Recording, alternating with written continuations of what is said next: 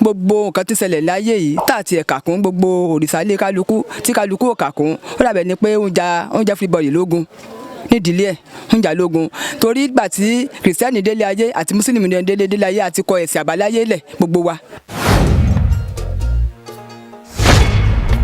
ẹlòmíín sí Ògún. ẹ̀sìn àbáláyé yẹn ni gbogbo àbáláyé. àná màmá ló máa dájọ́ gbogbo wa. but I do all I want to. àwọn ẹlẹ́sìn àbáláyé wọn máa gbẹ́bọ. kankan náà ní the same thing ni. kò sí ìyàtọ̀ Ọlọ́run kan ṣo là ń sìn. Mùsùlùmí yàtọ̀ Christian yàtọ̀ tẹ́nibọ̀dì mọ̀. a kí yín o ẹ̀yin olùwòran wa ẹ̀rọ amóhùnmáwòrán ti Yorùbá ni ẹ̀ ń wò lọ́wọ́lọ́wọ́ yìí orúkọ tèmi ni Omidan Adédoyin ìbéèrè wa fún tọjọ́ òní ni kí ni ìyàtọ̀ pàtó tó wà láàrin ẹ̀sìn mùsùlùmí àti ẹ̀sìn àbáláyé ẹ máa bá wa ká lọ. ìyàtọ̀ wo ló wà láàrin ẹ̀sìn àbáláyé pẹ̀lú ẹ̀sìn mùsùlùmí? kankan náà ní the same thing ni but ìyàtọ̀ tó wà ń bẹ̀ ń pé ẹ̀sìn bí Islam tá à ń ṣe every time 5 days ìrun kíké Christian ẹ̀sìn kan náà ni the same ọ̀nà kan náà ni gbogbo à ń ké pé but ìyàtọ̀ tó wà ń bẹ̀ láti ẹ̀sìn Islam àti Christian àti àbáláyé pé òòṣà ni tiwọn àwọn ń ṣe ọdún Ọ̀ṣun àwọn ń ṣe Ṣàngó wọ́n ń ṣe Ọya ẹni ẹ̀sìn kò sí ẹ̀yìn tí àwọn ò lè ké pé bọ̀ ìyàtọ̀ wà ń bẹ̀ dẹ́dẹ̀ the same God náà. so ní ìgbàgbọ́ sí yín báyìí Ọlọ́run kan náà ni gbogbo wa ń ké pé. kan náà ni. king wọn á jọ́sìn fọ́lọ́run bọ̀ àbáláyé ni àwọn ń sin ẹ̀sìn ẹlòmíín sin Ògún ẹlòmíín sin Ọya ẹlòmíín sin oríṣiríṣi nǹkan míì tó nígbàgbọ́ sí mùsùlùmí dẹ̀ nígbàgbọ́ sọ́lọ́run ọba. First ẹ̀sìn àbáláyé ó ti yẹ wọ́n ní èyí tá à ń ṣe tẹ́lẹ̀. Because it's the most important is what we have in the ancient days. Ẹ̀sìn àbáláyé was like kí làwọn tó ń jẹ́ Muslim kí làwọn tó ń jẹ́ Christian. Ẹ̀sìn àbáláyé òun kọ́kọ́ la tó ṣe these are our forefathers ancestors ẹ̀kú tá a ti ṣe ti pẹ́. So ìgbà tó pé a ti bẹ̀rẹ̀ ó wá pín sí méjì ìbẹ̀rẹ̀ àti rí Muslim àti Christian. Ànábì Muhammad sallallahu alaihi wasallam òun ló ṣe ti Muslim which Jesus what they call the Christian but ìkọ̀kọ̀ náà ń dúdú wá ń sìn. So I don't want to hear maybe ẹ̀sìn àbáláyé or this thing or this thing. so ní ìgbàgbọ́ tí yín báyìí ẹni wípé àti mùsùlùmí àti Christian àtàbáláyé Ọlọ́run kan náà. Why not? ẹ̀yin sì Ṣàngó ni. So what are you saying? So it is all the same that we are doing. You see, let me tell you something. I was born in Otiya in Ile-Kini. So what I have to like this. I'm a Muslim. You see, but I do all I want to. So that's not my problem. kí ni ìyàtọ̀ tó wà láàrin ẹ̀sìn àbáláyé àti ẹ̀sìn mùsùlùmí? ìyàtọ̀ wà rẹpẹtẹ nínú ẹ̀sìn àbáláyé ẹ̀sìn Islam náà ìyàtọ̀ wà pẹ̀lú ti Christian náà same thing torí ẹ̀sìn àbáláyé yẹn ni gbogbo àbáláyé tẹ́lẹ̀tẹ́lẹ̀ ìgbà tá a délé ayé tán la ṣẹ̀ṣẹ̀ wá ń yapa pé èmi ni Christian èmi ni Islam so ẹ̀sìn àbáláyé yẹn kẹ̀rẹ̀ wọ́n máa ń ṣe ó ìwà títí dọjọ́ kò lè parun bẹ́ẹ̀ ni ẹ̀sìn Islam náà ò lè parun ẹ̀sìn Muslim ẹ̀sìn Christian náà kò sì lè parun. ìyàtọ̀ tí mo lè sọ pé wà ní ẹ̀sìn àbáláyé pẹ̀lú ẹ̀sìn mùsùlùmí ni pé ẹ̀sìn àbáláyé ó dàbí ìṣẹ̀ṣe làwa máa ń pè mùsùlùmí yàtọ̀ Christian yàtọ̀ tẹ́nibọ̀dì mọ̀ bọ̀ ẹ̀sìn àbáláyé ìkan tí èèyàn bá nílé tó bíyàn kéèyàn tó wá gbọ́njú pé Christian rè Muslim rè ìkànnì méjèèjì ló wù mí láti tẹ̀lé.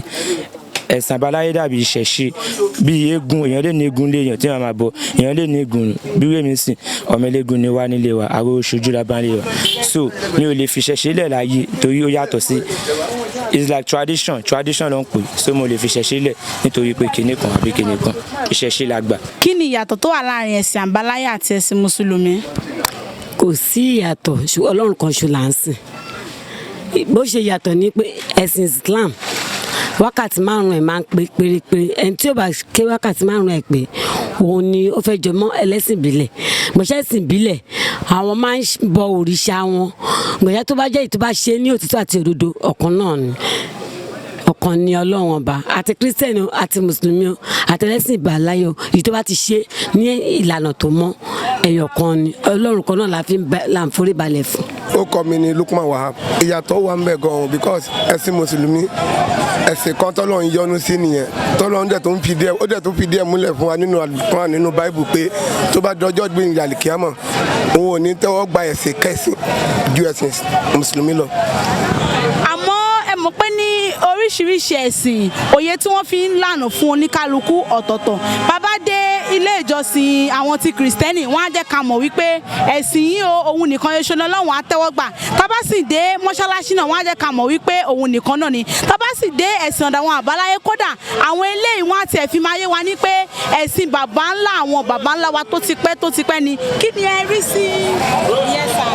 Tí mo kàn lè sọ bíbélì lórí ẹ̀ ni pé èmi mọ̀ dájú Kùránì tèmi dẹ̀ tó ké wúlò gan-an mo tún ka Báíbù tó ń dẹ̀ fi ń yé mi dájú pé ní tó bá dọjọ́ òde ìgbé àlìkíyámà sẹ́ Ànábì Muhammad sallallahu alayhi wa sallam òun lẹ́ni tó máa dájọ́ gbogbo àgbáńlá ayé àti mùsùlùmí ni o àti kìrìsìtẹ́nì ni o àti àwọn alẹ́sẹ̀ ìbáyáyé náà ni o Ànábì Muhammad ló máa dájọ́ gbogbo wa Alhaji Muhammad sẹ́ni fi ń yé wa pé sallallahu alayhi wa sallam pé anybody tó bá tún gbẹ̀sìn mi dání jẹ́jú Islam lọ ó ní tó ní òun ò ní tẹ́wọ́ gba ẹ̀sìn yẹn lọ́dọ̀ ń gbé àlìkíyámà. Orúkọ mi ni Ọláwálé Àkànní Ezekiel Eke Atúmọ̀.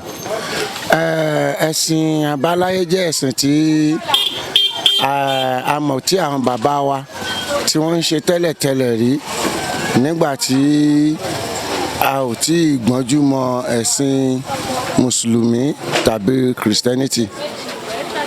Kí ni ìyàtọ̀ pàtó tó wà láàrin méjèèjì ẹ̀sìn àbáláyé àti mùsùlùmí? Ẹ̀sìn àbáláyé ohun tó wà ń bẹ̀ ni pé àwọn ẹlẹ́sìn àbáláyé wọn máa gbẹ́bọ wọn máa ṣètùtù ṣùgbọ́n ẹ̀sìn mùsùlùmí jẹ́ pé àdúrà ni ohun tí àwọn fi ń ṣe ètùtù tiwọn ní gbogbo nǹkan tí ó bá ṣẹlẹ̀. Kí láyé kí tó di pé ipò gbòòrò ẹ̀sìn àbáláyé òun ló kọ́kọ́ wà nílé ayé kí mùsùlùmí tó délé ayé àti kìrìsìtẹ́nì. Ṣùgbọ́n ẹ̀sìn mùsùlùmí gbà tí mùsùlùmí délé ayé àti kìrìsìtẹ́nì ó dàbẹ̀ ni pé mùsùlùmí ó gbòòrò ju ẹ̀sìn àbáláyé lọ àti kìrìsìtẹ́nì lọ. Ìyàtọ̀ wo pàtó gangan báwo ló ṣe ẹ̀sìn wọn kí lẹ̀yin rí sí ẹ̀sìn wọn ní títí yẹn wo ló dáa jù ní ẹ̀wò pọ̀ tọ̀nà ní. tó tọ̀nà níbẹ̀ ẹ̀sìn sẹ́ẹ̀rí èyí tó tọ̀nà níbẹ̀ tó tọ̀nà ẹ̀sìn àbáláyé wa ti jọ̀hún ó dàbẹ̀ ni pé ó tọ̀nà náà èdè tí mo fi sọ pé ó tọ̀nà ni pé gbogbo nǹkan tí ṣẹlẹ̀ láyé yìí tá àti ẹ̀ka kún gbogbo òrìṣà ilé kálukú tí kálukú ò kà kún ó dàbẹ̀ ni pé oúnjẹ everybody lógun nídìílé ẹ̀ oúnjẹ lógun torí ìgbà tí kìrìsìtẹ́nì délé ayé àti mùsùlùmí délé ayé àti kọ ẹ̀sìn àbáláyé lẹ̀ gbogbo wa àti fèsì mùsùlùmí àti kìrìsìtẹ́nì nígbà tí ogun máa ń ja ẹnìkọ̀ọ̀kan nínú ìdílé ẹ̀sìn tí kálukú kọ́ lẹ́hùn òun ní jẹ́ ẹnìkọ̀ọ̀kan nínú ìdílé tí kálukú fi ń sá kúrò ní agboolé tó fi ń di mùsùlùmí tó fi ń di kìrìsìtẹ́nì ṣùgbọ́n ẹ̀sìn àbáláyé òun ó jẹ́ important